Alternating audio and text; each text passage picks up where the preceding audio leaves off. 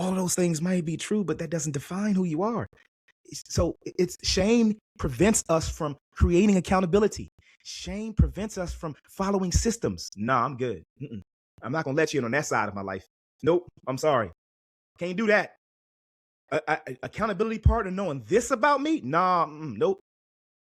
Even family, nope. Family knowing this, nope. I'm not gonna. Nope.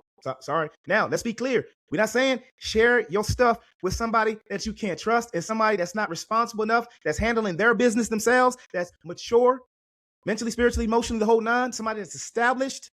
Don't go to just anybody and say, "Hey, can you be my accountability partner?" You're gonna set yourself up for failure. Not talking about that, and not gonna spend a lot of time with that. But what I will say is, shame prevents us from getting free. Man, it's like ownership. It's me. And okay, there's some similarities between, in my opinion, ownership and shame. There's some similarities, which is the reason why I think a lot of times it's so easy for us to choose the shame part. Because in ownership, there is a voice that says, yo, that's you. In shame, there's also a voice that says, yo, that's you. The difference is how the underlying activity responds with each of them. And ownership is, yeah, you know what? It's honesty. It's humility. It's love. It's freedom. It's freedom. And shame is guilt. It's, oh, now I gotta hide. I don't want somebody to see this. Nope, sorry, can't do that. It's avoidance, like I mentioned before. It's pride. It's ego. It's nope. So that oh my gosh, I don't want to share this becomes nope, I ain't sharing this. Nope, I'm not getting help with this. I'm not doing it. And we walk around like everything is okay when it's really not. When we're probably crying when we're alone. We're probably angry and frustrated and upset when we're alone. We're probably insecure as all get out when we're by ourselves or even around other people. We have no idea the types of bondages that we put ourselves in when we choose shame over ownership.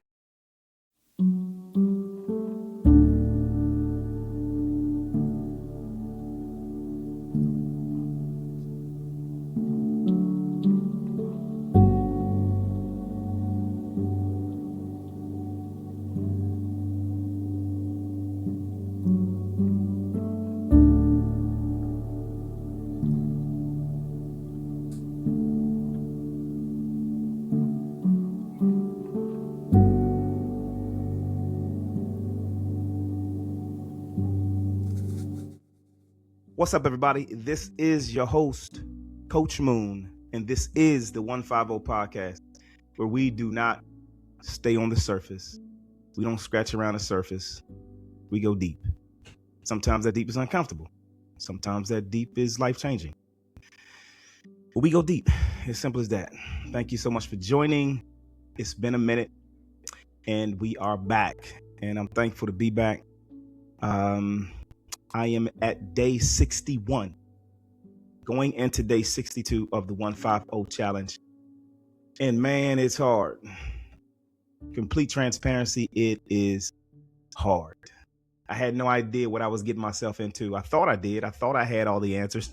I was motivated, still am motivated, but I think motivation led what I wanted to do. And there's nothing wrong with that. But man, when you face challenges that challenge your core, then we're talking about some real gut checks you got to have, some real soul searching that you have to do. So day 61, going into day 62, I'm still excited, but definitely challenged. And it has been a difficult and bumpy road. I will be sharing more about the 150 challenge. But there was something that came up this week multiple times, not just this week, but last week and the week before that. I'm going to say for the last month that I want us to talk about today. One of the old sayings that my mom used to say back in the day, that used to bother me sometimes, if I'm being completely honest. But and like you're gonna see why in a minute. But there was so much truth in what she said. So much truth in what she said. My brother reminded me recently, I'm gonna say over the last couple of weeks, how much she used to say that, when she used to say that, and how applicable it is in our daily lives. What did she say? You're asking. My mom used to say, if you made your bed, you gotta sleep in it. These are the times when we go to her because we got major issues. We got issues that we created, terrible issues that we created. And we would go to her as our last resort because mom was always there to help us and to lead us and to guide us and give us instruction and direction. And she would always say to us during moments like that, it's like we kind of got used to it. We still by default went to her. Sometimes we would try to, create an alternative. Who else can we go to? Sometimes we go to each other, my siblings and I. But for the most part, that was something that rang true and still rings true today. It's the thought of when you do something, whether good or bad, there are consequences, good or bad. There's no way around it. And a lot of times it's very easy for us to forget about or not even to think about the consequences of any decision we make when we're in the process of making it. That's almost like a default for many of us. It's like, I don't think before I act. I just act based off of my feelings, my emotions, or my desires in a particular moment. And I can't tell you how many times, and I'm pretty sure that my mom is not the only person that said this. I'm sure that many of you out there have heard this before. In fact, I've heard this from a couple of people that's in my inner circle. My accountability partner said something along those lines. Of course, I just mentioned my brother, and I'm reading several books as a part of the 150 or the 150 challenge, and the books are alluding to that as well. And one of the things that is very easy for us to do when we get this type of challenge is to go into avoidance mode. Avoidance mode. Why? Because it's uncomfortable. When somebody tells you that you did something and you have to pay the price for what you did. All right. Now we can talk about the good, and we're going to talk about the good, but let's talk about the bad decisions we made. Whether the decisions that we've made not to be disciplined in our lives, the decisions, the bad financial decisions that we've made, the bad health choices that we've made and continue to make. And then when the bill is due, when the bill shows up like, hey, here it is. A lot of times, the very first inclination that we get based off of the challenge, though, the challenge of you made the bed, is we get offended almost. We get offended like, okay, yeah, I made the bed, but there's always a but. There's always some type of out that we're trying to look for. And that is the very first thing that I want to talk about that we have to get out of. It's hard to get out of, but it's not impossible. And that is avoidance. It is so easy to avoid the consequences of the things that we've done. So easy. Especially if they're bad, because 9 times out of 10, when they're bad consequences, you get the feelings in your stomach, you get the nervousness, you get the ambiguity going on, you get all of the insecurities, and you're just unstable in that moment. And that's not a moment that is comfortable for anybody, for any of us, if we're being completely transparent. But the worst thing that we can do is avoid the consequences, to try to dodge them, to try to get out of the way, to try to hide from them. Nope, they don't exist. I'm okay. I'm going to close my eyes and think positive. I'm going to say some affirmations every single day. I'm going to pray, and I'm going to open my eyes. I'm going to wake up in the morning, and they're going to be gone. The consequences are going to be gone. That's not to say that there's not grace and that there's not mercy that God gives us sometimes that we need. A lot of times that we need.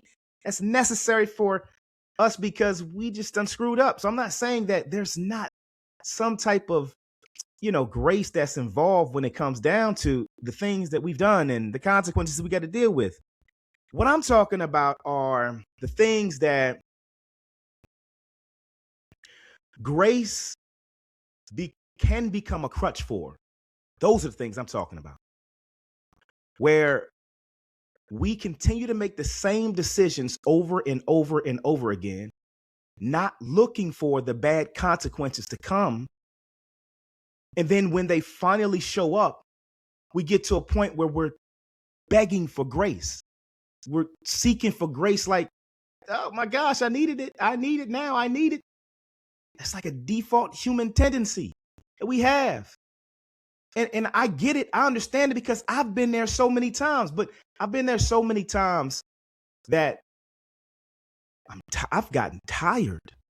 And we have to get tired of avoiding the head-on collision sometimes of the consistent decisions that we make.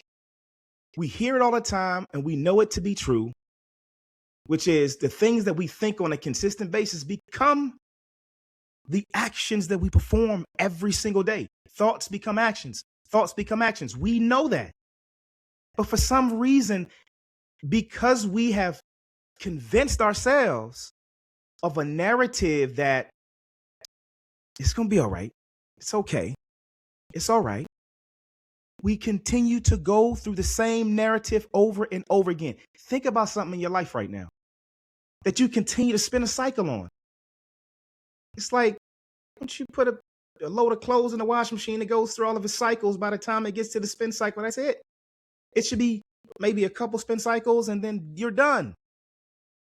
You don't walk back into the laundry room and restart the whole thing all over again. No, you take the clothes out, you put a new load in. Some of us spin the same clothes, take them through the same cycles over and over and over and over and over again. And we're looking to get what? What type of result are we looking to get?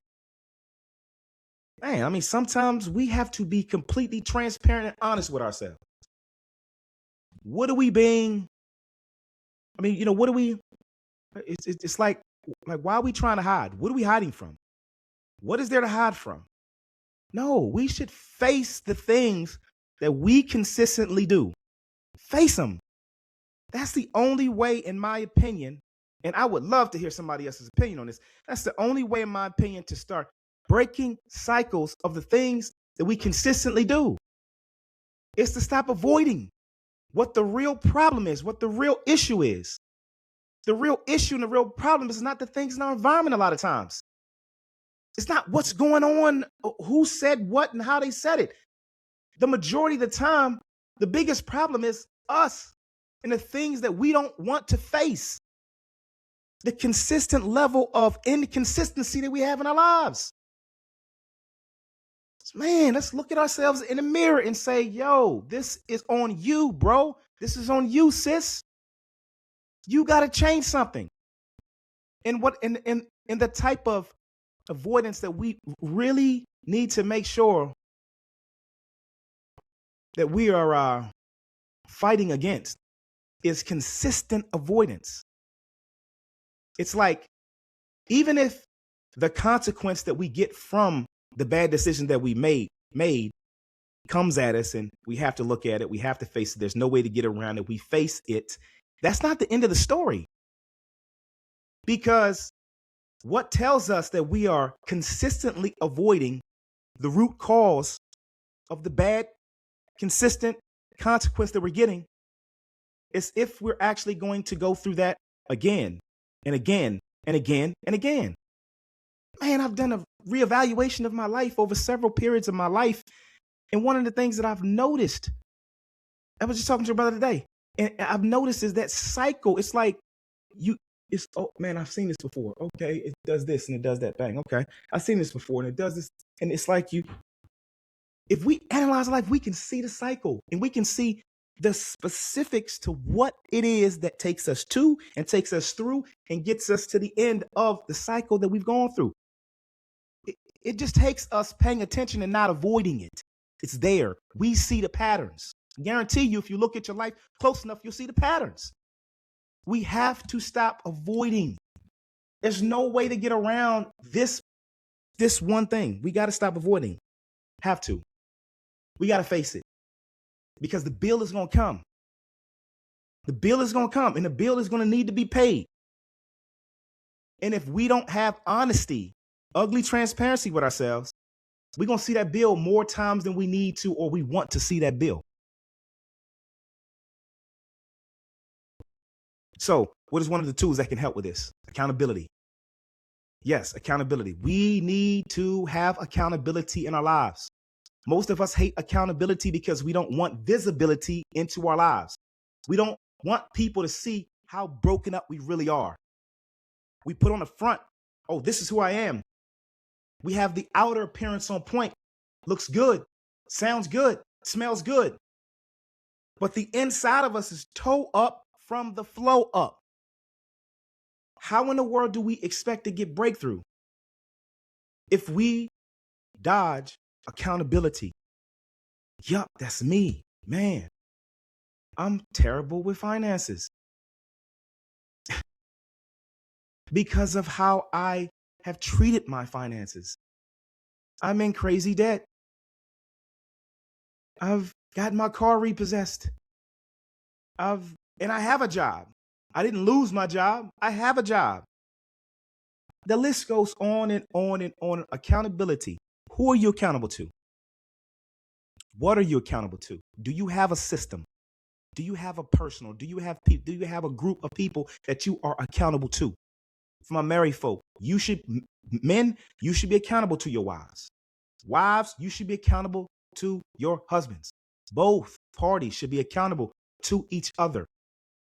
It makes zero sense, and you will not get where you really want to be, where you really need to be, if there is no accountability in the household. Not just for married couples, but for people, even single people. Man, why does pride and all these other things keep us from building a system that will help us to break through the areas that we struggle with the most in our lives? And you know what the area is in your life, just like I know the areas in my life. And if we don't start, and I'm going to keep saying this, we don't start figuring out what systems are available for us and what accountability we need to have in our lives, we're going to continue to go through the cycle. I know y'all tired of hearing me saying it on this podcast. Cycle, cycle, cycle, cycle, cycle. Yeah, I'm tired of hearing myself say it. And that's how tired we should be of going through them. But we got to stop avoiding what the root cause is. Root cause, listen, for most of the things we deal with, the root cause is not outside of us. I'm not going to spend too much time on that because I don't want to beat a dead horse. But most of the root causes of the issues that we deal with are on the inside of us. Inside. I'm going to blame everything and everybody else. This, that, this, that. And there are some legitimate complexities that are real in life, but when it really boils down to the decision that you have to make every single day, that's on you. That's on us. Okay, how we flip it, that's on us. Got to stop avoiding, and we need systems and accountability. But here's a real big thing. A huge thing is this. This is huge. Because a lot of times when we deal with this issue, one of the things that comes up the most is shame. We have to understand the difference between ownership and shame. Okay? So ownership is saying, it's mine. I got to do it. Belongs to me. It's my responsibility. I'm not going to blame anybody else. Shame is, oh, am I ever going to be able to overcome this? Because this is all I've experienced. This is all I saw coming up. All of those things might be true, but that doesn't define who you are. So it's shame prevents us from creating accountability. Shame prevents us from following systems. Nah, I'm good. I'm not going to let you in on that side of my life. Nope, I'm sorry. Can't do that. Accountability partner knowing this about me? Nah, nope. Even family, nope. Family knowing this, nope. I'm not going to, nope. Sorry. Now, let's be clear. We're not saying share your stuff with somebody that you can't trust and somebody that's not responsible enough, that's handling their business themselves, that's mature, mentally, spiritually, emotionally, the whole nine, somebody that's established. Don't go to just anybody and say, hey, can you be my accountability partner? You're going to set yourself up for failure. Not talking about that and not going to spend a lot of time with that. But what I will say is shame prevents us from getting free. Man, it's like ownership is me. And okay, there's some similarities between, in my opinion, ownership and shame. There's some similarities, which is the reason why I think a lot of times it's so easy for us to choose the shame part. Because in ownership, there is a voice that says, yo, that's you. In shame, there's also a voice that says, yo, that's you. The difference is how the underlying activity responds with each of them. And ownership is, yeah, you know what? It's honesty. It's humility. It's love. It's freedom. It's freedom. In shame, it's guilt. It's, oh, now I gotta hide.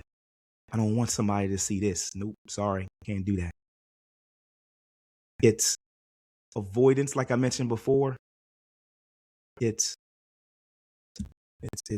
pride. It's ego. It's nope. So that oh my gosh, I don't want to share this becomes nope, I ain't sharing this. Nope, I'm not getting help with this. I'm not doing it. And we walk around like everything is okay when it's really not. When we're probably crying when we're alone. We're probably angry and frustrated and upset when we're alone.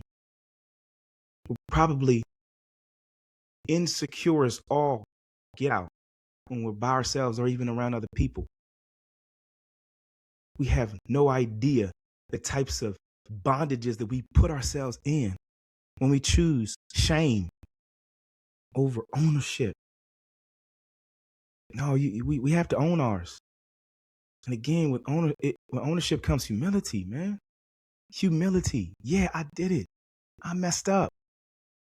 And we can't control the narrative of what the consequences may be around us. Ownership says, that's me.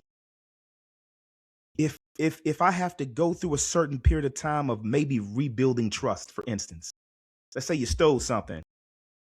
You weren't honest about something. You lied about something. You did something that is wrong. Point blank. There's no middle line. You're wrong. There's no middleman for this. You're wrong. And when you take ownership of it, it is a, you know what? Yeah, like, oh, it's me. I feel bad about that. I feel remorseful. I'm not condemning myself, but yeah, that was me. That's my bad. That was a bad mistake. That was a flaw in my character. That was something that I did that I got to take ownership for. And yep, humility. And yeah, let's be transparent. In ownership, sometimes depending on the severity of the consequence that comes back at you, yes, there's a feeling of uncomfortable. You feel uncomfortable. You got them out of skin, out of body type moments. Yeah, let's be real. Let's not make it seem like it's something it's not.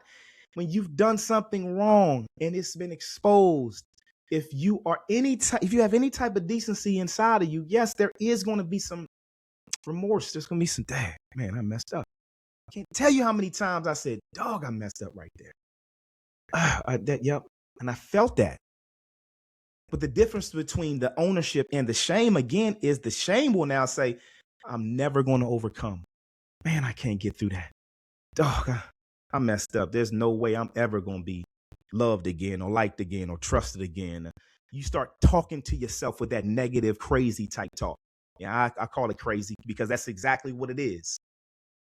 There's people around you that have gone through things way worse than you've gone through, and that have overcome things way more than you've than you're attempting to overcome. Way more. You're not the only person on this planet that fell flat on your face, and that feels some type of shame and feels like, man, this is tough. You're not the only one, but you have a choice. It's either shame or ownership. Which one are you going to choose today? I know every single day I wake up, and let's not get it twisted like this is this one and done type of scenario. No, the enemy don't play fair. Let's get that out of the way. The enemy don't play fair. Sometimes the enemy gonna come at you and they're gonna try to come at you with everything: the kitchen sink, the floorboards, the skylights. The enemy coming at you with everything. Steal, kill, destroy. That's what he want to do. Steal from you, kill you, and if that's not enough, destroy you. So let's get that out of the way. We have to see what's in front of us. Those feelings that you got, they're real. They're not fake, they're real. Don't run from them and hide from them, but don't give in to the voices that tell you to select shame, to choose shame. Shame will kill you. Shame will destroy relationships. Shame will destroy stuff around you that you've been building for years, that you've been hoping for years. Shame will destroy it. Can't walk in shame. Walking in shame is trying to mix oil with water. It don't work. You did it? Own it. Own it.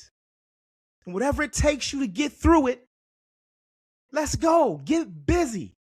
Put the work in. People who live in shame complain. I'm going to be straight with you. And the reason why I'm saying this is because I got a t-shirt on this. I know what this is about because I've been there many times in my life. Shame makes pride and ego grow up so much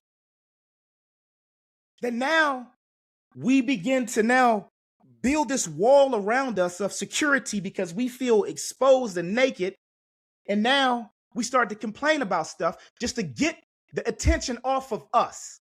Nah, it's this, it's that, it's this, it's that. Nope, it's all of this over there. What that person said. You see how that person looked at me? See that person said over there, man, it's my mom, and I was coming up in this, and my dad, and this, and you take factual things that's around you, things that may have happened in your life, and now you make them complaints. You build a wall of complaints around you to do what? To cover the nakedness of shame. I've been there. I can't even tell you how many times I went back and said, man, if my dad was there more in my life, I'd be this, I'd be that, I'd be this. During times when I made the dumb decision. It wasn't nobody else around me to make that decision. And I had time. It was all right, you're going to do this or you can do that. Now look at the results that you could get from this or from that. I had time. It was a deliberated dumb decision. I'm gonna keep it 150. It was a deliberated dumb decision that I made, and we make them sometimes, and then we get upset in pride and ego, and we hide ourselves. We complain. Nope, let me shift the blame now. No, you'll never get free. We will never get free shifting the blame on somebody else or something else. We got to take full ownership. And then the last thing is, my mom used to say it. And she meant it, and I know what it means. We know what it means. You made your bed, you got to sleep in it. But just because you made your bed and you got to sleep in it, it might be uncomfortable for you to sleep in right now, but it don't mean you can't rebuild that joker. It don't mean that you can't now take the time and the effort to rebuild it so that it doesn't have that uncomfortability in it, and it can be comfortable for you. Will it take time? Yes. It takes time. That's okay, though. That's okay. It takes time. We have to be willing to sacrifice time. And we got to believe the bed can be rebuilt. Instead of complaining, instead of choosing shame, instead of being in ego and pride and losing our ability to see what's important, let's take ownership and let's have hope. Let's have hope. God gives us, if there's one thing that is the most powerful thing I believe about God, Out of all of the crazy stuff that's happening in the world, and there is a lot of crazy stuff that's happening. I got a lot of questions about a lot of things that's happening in this world. Yes, I do. A lot of suffering, a lot of carnage that's happening across this world, a lot of evil wickedness in high places that daggone makes me sick sometimes when I think about it.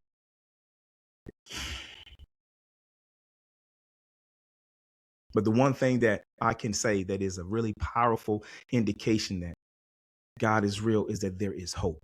That he gives us hope. Hope. What is hope? Hope is I can overcome this. Hope is, man, I will overcome this. Wait, you mean to tell me that God has given me the ability to, God has given me the ability to, God has given me the ability to A, B, C, D. God has given me, yes, God has given every single one of us the abilities to fill in the blank. We have to be the ones to believe it.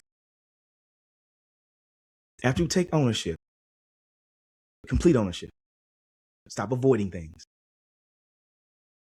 We have to have hope. Yes, this is about to go down. Yes, this is real. Yes, I'm going to be good. Yes, we got to say it out. Yes, I'm going to be good. Yes, I can do this. God gave me the ability. Yes, I can. Tell ourselves when shame try to come at you, no, I can. I will. I must. Write it down if you have to. Wake up every single morning and look at it and promote it and talk about it. Put it on a t-shirt, put it on a hat, put it on a coffee mug, put it on a screensaver, put it anywhere. Yes, I can overcome this. I messed up. God has given me the ability to clean it up. I don't care how long it's going to take. I'm committed to it. I'm committed to getting where I got to go. Uncomfortable? Yep. Don't feel good? Yep. I'm going to keep going. I'm not going to stop. I'm not going to stop. That's the challenge. That is the challenge. Like my mom used to say, you made your bed. I can hear her voice. Denise, Mama Moon, you made your bed, son. Now you got to sleep in it. Words that can come off the tongue and feel like a slap in the face when your perspective is connected to shame. Words that can give you hope, give you an expected end when you select ownership. That's it. That's what I got today. I got that today because, again, the 150 challenge is challenging. I'm at day 61 going into day 62 right now. And I do have a ton of progress that I can't share with you guys now, but I'm definitely going to share it another time. Please hit me up if you want more information. A couple people already hit me up. They wanted some information on what this 150 challenge is. One person already is joining from a different state. So if you're interested in understanding a little bit more about what this is, system, the accountability, what it looks like and how it can help you in your life, hit me up. Hit me up. I do have a sign up form where you can get some more information. And I'm talking about Q&As too. So if you just want to have a Q&A with me, ask some questions, get some answers, I'm definitely available for that. But just note that the 150 is about depth. It's not about making everything feel good. It's not about making everything look good. You know, the one thing that I love about God is that, in the scripture, the Bible says that he came to seek and to save that which was lost. He didn't say he came to seek and to save that which was found. You good. Everything is all right with you. Everything is perfect. No, lost.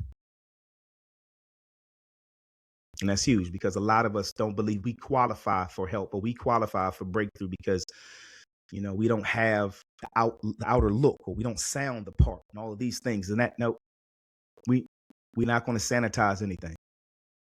And as you noticed, if you listen to this entire message, we're not sanitizing anything. So appreciate you all joining the 150 podcast. Hit me up if you're interested in Again, the 150 challenge. That's all I got for you all today. I am going to get back into the weekly drop of the podcast. I had this extended out for a couple of weeks. A lot of changes that's happening in my life, especially during this challenge. I got to keep it going. So pray for your boy, root for my man, support me, follow if you can, share with somebody you think needs this. And like I always say, live 150, praise God. Live 150, we out. Yeah. Look. The devil can't stop me. He been trying to pop me, throwing dirt on my name, trying to swap me. But don't know what he do, work, God got me. Enemy sneak through the fam and the friends, through the job, through the pews, through the amens. Yeah, cut kinda deep, yeah, still leave a mark, but I rise from the dirt. He was there from the start. He wanna take my soul, but it ain't for sale. Tryna lock me in a cycle, tryna make me fail. He wanna be the God of the fear I feel, but I know who's on the throne, I know who is real. God got me, God got me. Every time that the pressure get high, he spot me. Devil on my mind, wanna twist my thoughts, but the blood over me, that seal don't drop. See, God got me. Even when I feel lost, when the road look rocky, he been trying to take my soul, but it ain't for sale. I'ma praise through the pain, still break that shell.